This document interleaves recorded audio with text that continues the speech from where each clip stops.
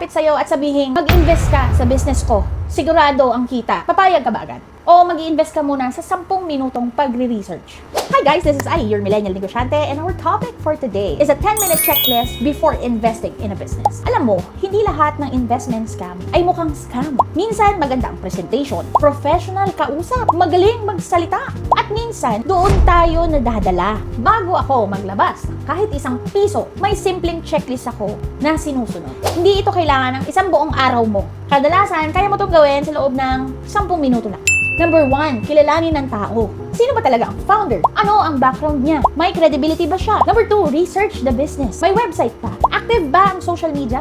Totoo ba ang operations nila? Number 3, hanapin ang reviews. Ano ang sinasabi ng mga customers at ang mga taong dating nakatrabaho nila? Number 4, intindihin kung paano kumikita ang business. Kung hindi nila kayang ipaliwanag ang simple business model, red flag yun. Number 5, huwag magpadala sa pressure. You only have 1 month bago ka mag-decide, ma'am, bibigyan ka namin ng ganito, ganyan, ganyan. Huwag ka nerd! Pag sinabi nila na one-time deal lang to or today lang ito, o mauubusan ka na ng slot, mas lalo akong nag-iingat. Number 6, tignan kung realistic ang return. Kapag sobrang ganda para maging totoo, kadalasan hindi nga yun totoo. Number 7, alamin ang risk. Lahat ng investment may risk. Kapag sinabi nila na zero risk, mag-isip-isip ka na. Number 8, ask questions as many as you can. Huwag matakot magtanong. Kung naiinis na sila sa mga tanong mo, baka hindi sila yung tamang negosyo para sa'yo. Number 9, consult someone you trust.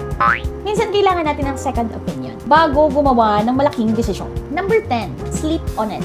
Itulog mo muna. Kung legit ang opportunity ngayon, malamang legit pa rin to hanggang bukas. Hindi dapat minamadali ang investment. May isang experience ako na hindi ko makakalimutan. May nag-message lang sa Facebook page ko. As someone na gusto lang naman talagang mag-reply sa mga taong nagme-message sa akin, kahit na gaano ko ka-busy, sumasagot ako. Nagkaroon kami ng maayos na conversation. Then out of nowhere, sinabihan niya ako ng, can I invest in your business? Alam mo kung anong unang pumasok sa isip ko? Hindi excitement. Hindi agad oo. Ang una kong naisip, kilala ba niya talaga ako? Alam ba talaga niya yung totoong ikot ng negosyo ko? Nag-research ba muna siya bago niya naisipang gusto niya mag-invest? Kasi kung ako yung investor, hindi ako maglalabas ng pera dahil lang mabait lang kausap yung tao. Maglalabas ako ng pera dahil pinag-aralan ko yung negosyong meron siya. Dahil naiintindihan ko ang risk at dahil naniniwala ako sa vision. Kaya gusto kong itanong sa inyo, kapag may nag-message sa'yo ng ganon, habang pinapaandar mo yung negosyo mo, out of nowhere, pwede ba ako mag-invest sa negosyo mo? O kaya naman may lumapit sa yung investment opportunity, anong gagawin ninyo? I-grab nyo ba agad yung opportunity na yon?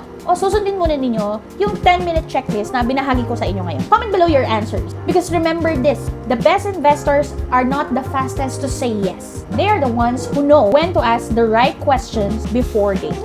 Thank you so much for watching, guys. I hope nagustuhan nyo tong content na to. And don't forget to save this video sa inyong mga phones kapag merong gustong mag-invest sa inyo kung ikaw ay business owner or you wanted to invest on a certain businesses or brand.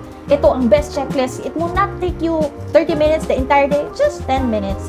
Fast review lang. Okay na yun. This has been Ai, your millennial negosyante, and I will see you on the next fermentor tip of Millennial Negosyante. Bye!